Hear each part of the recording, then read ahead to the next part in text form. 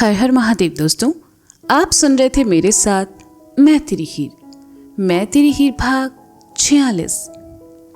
लोनावला पुणे। वंश को बारिश में किसी और लड़की के साथ भीगते देखकर निशी का तो खून ही खौल गया। बारिश की परवाह किए बिना उसने अपने कदम वंश की तरफ बढ़ाए।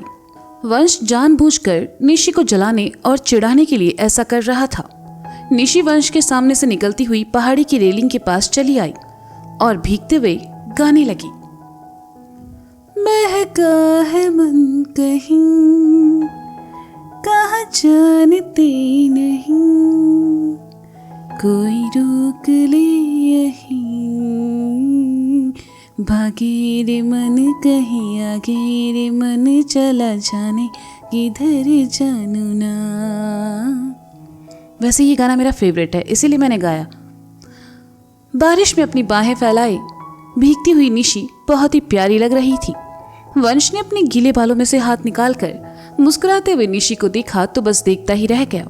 बारिश में भीगे उसके गीले बाल, उसके चेहरे पर गिरती बारिश की बूंदें और चमकती आंखें जिनमें खुशी और शरारत नाच रही थी। वंश, निशी और उस लड़की को बारिश में भीगते देखकर लॉबी में खड़े लोगों का मन भी बारिश में भीगने को मचलने लगा। शूटिंग पर आए लड़के लड़कियां और लोग भी बारिश में भीगने लगे। मायरा ने देखा तो उसने सुमित की बाह पकड़कर कहा, सुमित चलो ना, वहां चलते हैं, सब कितना एंजॉय कर रहे हैं और तुम यहां खड़े हो, चलो ना।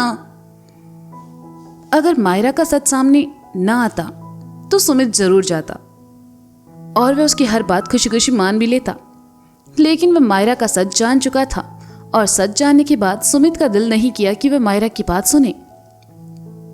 उसने धीरे से मायरा का हाथ अपनी बाह से हटाया और कहा, तुम जाओ, मेरा मन नहीं है। सुमित वहां से चला गया तो मायरा बड़बड़ाई, इससे क्या हुआ है? हे मायरा, क्या तुम भी आ रही हो? मायरा के बगल से गुजरते हुए कैमरामैन ने कहा तो मायरा खुशी खुशी उसके साथ आगे बढ़ गई। मायरा, वंश, निशी और बाकी सब लोग बारिश में भीग रहे थे। इस पल सब अपनी खुन्नस, गुस्सा और एक दूसरे के प्रति नफरत को भूल चुके थे। वंश ने सुमित को अकेले खड़े देखा तो उसकी तरफ आया और कहा, बड़े भैया आप यहाँ क्या कर रहे हैं, चलिए उधर। वंश की जिद करने पर सुमित भी बारिश में भीगने के लिए चला गया। वंश बहुत खुश था, वह मायरा के साथ डांस कर रहा था। मायरा भी अपनी फ्लर्टिंग को साइड कर वंश के साथ मस्ती कर रही थी। उसने आज पहली बार देखा कि वंश कितना खुश मिजाज और प्यारा लड़का है। वहीं सुमित बाकी सबके साथ डांस कर रहा था। वंश सुमित के पास आया और उसे पूल में धक्का दे दिया। सब बहुत एंजॉय कर रहे थे। इस पूरे टाइम में वंश और निशी एक दूसरे के करीब नहीं थे। बारिश में भीगने की वजह से निशी को अब ठंड लगने लगी थी। वंश ने निशी को खुद से सिमटते देखा तो लॉबी की तरफ आया और वहां से अपना कोट लेकर निशी की तरफ बढ़ गया। उसने निशी के पीछे आकर कोट से उसे ढकते हुए कहा, ए छिपकली, ज्यादा भीगो मत, बीमार पड़ जाओगी, जाकर कपड़े बदल लो। वंश को अपनी परवाह करते देखकर निशी मुस्कुरा उठी। वह वंश से कुछ कहने के लिए जैसे ही पलटी, वंश वहां से जा चुका था। चिरकुट, परवाह भी करता है और एटीट्यूड भी दिखाता है। उफ, क्या होगा मेरा इसके साथ। छी।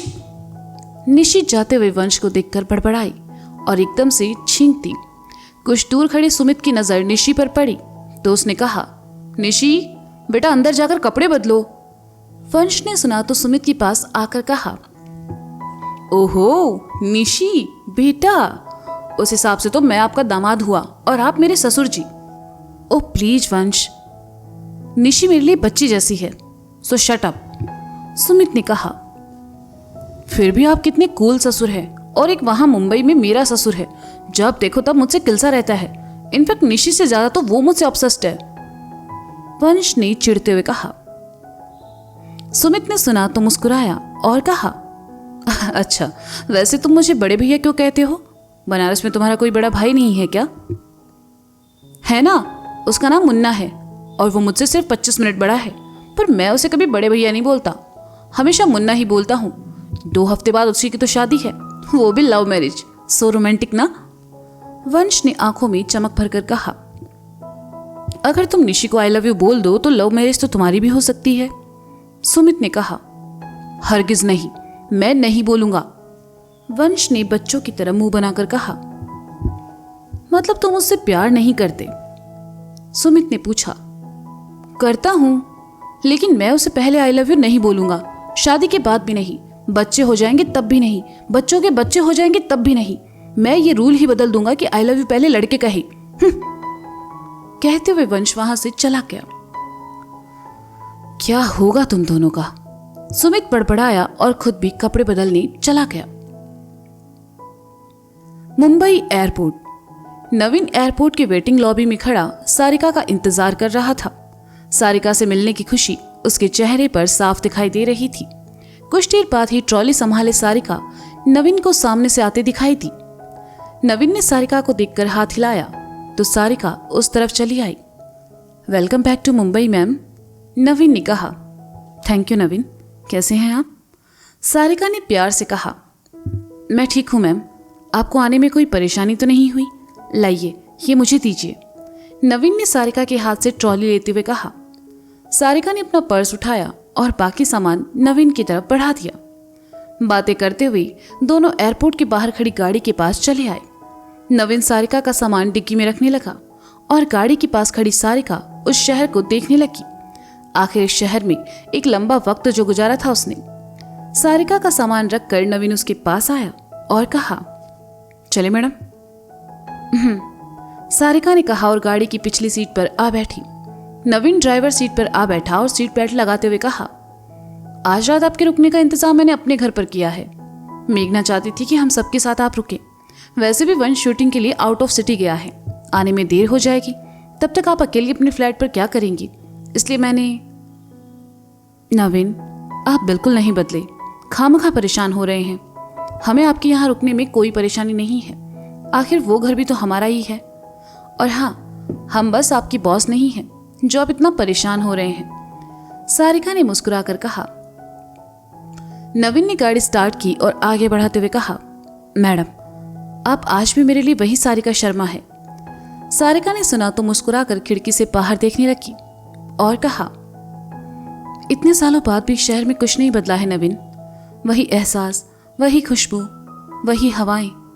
हम तो इस शहर से चले गए, पर यह शहर कभी हमारे अंदर से गया ही नहीं। आज सालों बाद इस शहर में आकर लगा जैसे अपने घर वापस आए हैं।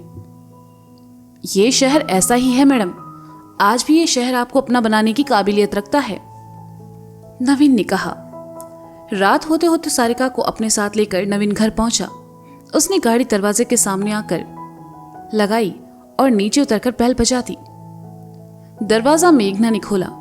मेघना ने सारिका को देखा तो खुश होकर आगे बढ़ी और उसके गले लगकर कहा, वेलकम होम मैम। क्या मेघना, अब आपने भी हमें नवीन की तरह मैडम बुलाना शुरू कर दिया? ये सब नवीन ने सिखाया आपको? सारिका ने कहा। अरे नहीं, ये क्यों सिखाएंगे, मेघना ने कहा। तो फिर आज के बाद आप हमें सारिका कहकर बुलाएंगी, सारिका ने कहा।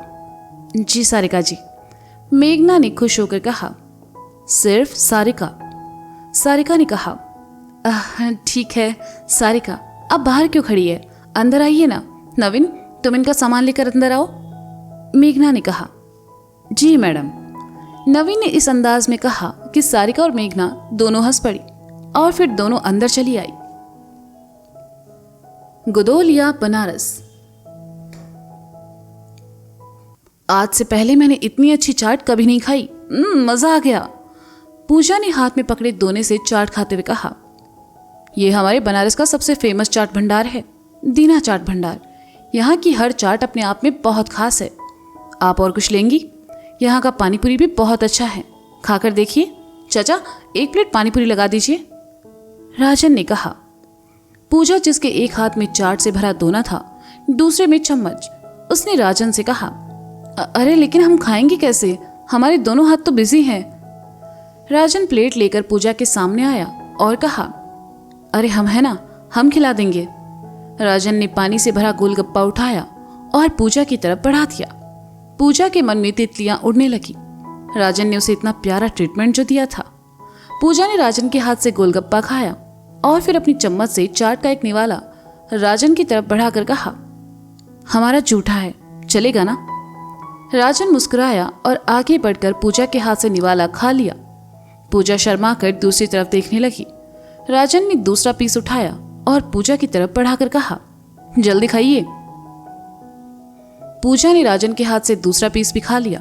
दोनों एक दूसरे की आंखों में देखने लगे, लेकिन कोई और भी था जो कुछ ही दूर खड़ा उन दोनों को देख रहा था। वो शख्स कोई और नहीं बल्कि प्रताप ही था, जो कि कोदोलिया किसी काम से आया था। पर जब उसने राजन और पूजा को साथ साथ देखा तो हैरान रह गया, और उससे भी ज्यादा हैरानी उसे तब हुई जब उसने राजन को अपने हाथों से पूजा को गोलगप्पे खिलाते देखा। उन दोनों को देखकर प्रताप बड़बड़ाया, जरा जनवा तो हमसे भी 4 कदम आगे निकला। दीना के चाट तो हमों भी बहुत खिलाए हैं इनकी अम्मा को, पर साला अपने हाथों से तो कबो ना खिलाई। City hospital Banaras. Emergency ward में मुन्ना की ड्रेसिंग चल रही थी और उसका फोन लगातार बज रहा था। मुन्ना ने देखा फोन गौरी का है, लेकिन शिवम के सामने फोन उठाना सही नहीं लगा तो उसने फोन साइड में रख दिया। शिवम जी, चोट ज्यादा गहरी नहीं है, मैंने ड्रेसिंग कर दिया है, 1-2 दिन में ठीक हो जाएगी। अभी इंजेक्शन लगाया है तो 5 मिनट आराम की जरूरत है, इसके बाद आप इन्हें लेकर जा सकते हैं। बाकी आप ये दवाइयां बाहर मेडिकल से ले लीजिए, डॉक्टर ने शिवम के पास आकर कहा। शुक्रिया, शिवम ने पर्ची लेकर कहा और पास ही खड़े मुन्ना के साथ वाले लड़के को पकड़ा दी। मुन्ना ने एक नजर शिवम को देखा और फिर इधर उधर देखने लगा। शिवम खामोशी से मुन्ना को देख रहा था। वह मन ही मन मुन्ना को लेकर परेशान भी था। मुन्ना की राजनीति में कदम रखते ही उसके दुश्मन पैदा होने लगे थे। आज अगर वह वक्त पर नहीं आता तो मुन्ना के साथ एक बड़ा हादसा हो जाता। शिवम ने कुछ सोचकर मन ही मन एक फैसला किया। तभी मुन्ना का फोन फिर बजा। मुन्ना ने फोन देखा, इस बार भी गौरी का ही फोन था। मुन्ना शिवम के सामने गौरी से क्या बात करे, इसलिए उसने फोन नहीं उठाया।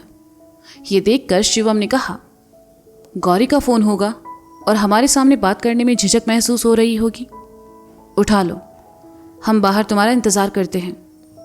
मुन्ना कुछ कहता इससे पहले शिवम वहां से बाहर चला गया। मुन्ना ने फोन उठाया और कहा, हेलो मान, तुम मेरा फोन क्यों नहीं उठा रहे हो? गौरी ने प्यार भरे गुस्से से कहा, हम हॉस्पिटल में हैं गौरी, बड़े पापा सामने थे इसलिए फोन नहीं उठा पाए। Hello hello Gauri, hello.